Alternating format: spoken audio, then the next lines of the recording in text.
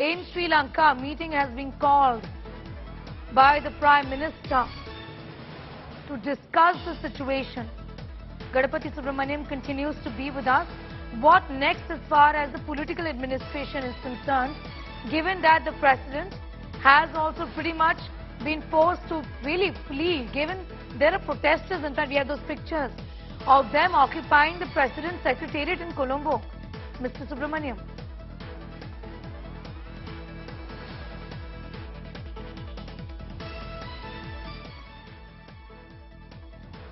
Okay, we'll just in fact connect with my colleagues in a bit from now. These are pictures in fact from the President's house. Insane, absolutely, with the President having to flee. The President's Secretariat, the official residence of the Sri Lankan President, has been occupied by protesters who are now taking a dip in the pool. These are pictures from inside the President's official residence in Sri Lanka. Unbelievable the manner in which security has been breached. The Sri Lankan police was unable to bring the situation under control with thousands of protesters who initially geared out the official residence, and now we have this with them taking a dip in the pool at the President's house. With the President nowhere in sight, he's been escorted to safety. He's fled essentially. This is the residence of President Gotabaya Rajapaksa, who in fact is the sitting President of Sri Lanka, which has seen the worst economic crisis in decades together, which then translated into a political crisis with the popular sentiment being against the Rajapaksas. Both Mahinda Rajapaksa, who's been shown the door, and Gotabaya Rajapaksa, who continued to hold on to the President's chair. But what next? Is this not end road? And how is then this mayhem really going to be explained by the Sri Lankan police? Our Foreign Affairs Editor, Geeta Mohan, continues to be with us. Geeta, I have not seen anything like this really, with these protesters now taking control of the President's house. They're taking a dip into the pool, enjoying this mayhem pretty much. What really is going on, and what is the way out of this crisis, given that the popular sentiment indeed is against the Rajapaksas?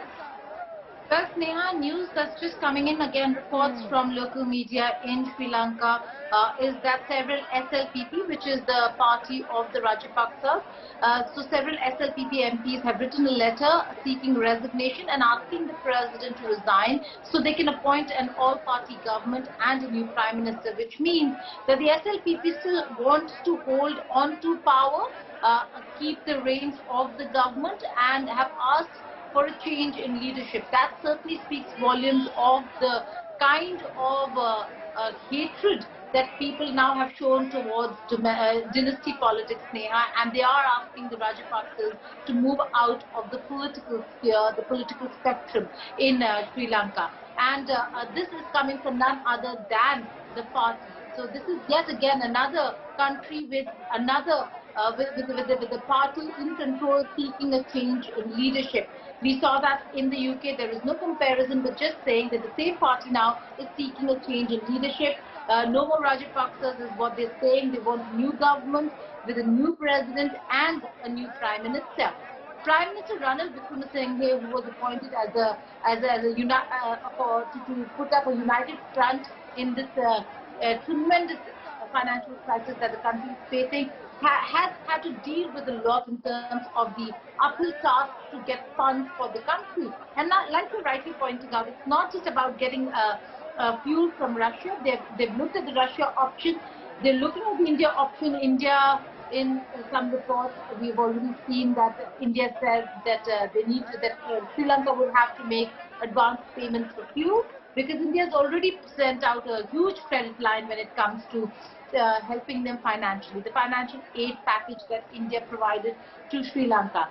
Besides that, they're still looking at the international community, IMF, but there are no takers. And lastly, the most important ally, so-called ally and economic partner of Sri Lanka, is absolutely amiss from this entire scenario, where Sri Lanka has had to face the brunt of very, very bad economic decisions and change in governments, where infrastructure projects were put on hold, but the money that was taken as loan was used. and that country is China, absolutely amiss in this crisis, has not come to Sri Lanka's rescue or help.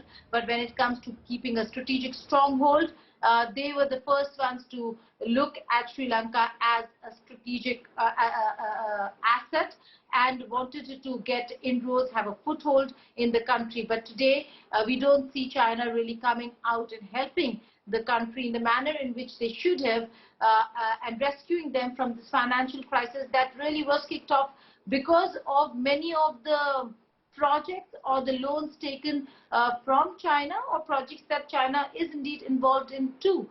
We're not saying that that's the only reason why. There have been a lot of terrible economic decisions. One government comes to power, puts other governments' decisions and infrastructure projects on hold. Yes. Uses the infrastructure for purposes that it was not built for, like the airport in Hambantota had been made a granary storage space, so on and so forth. So very bad decisions, and now the country is facing the worst crisis ever.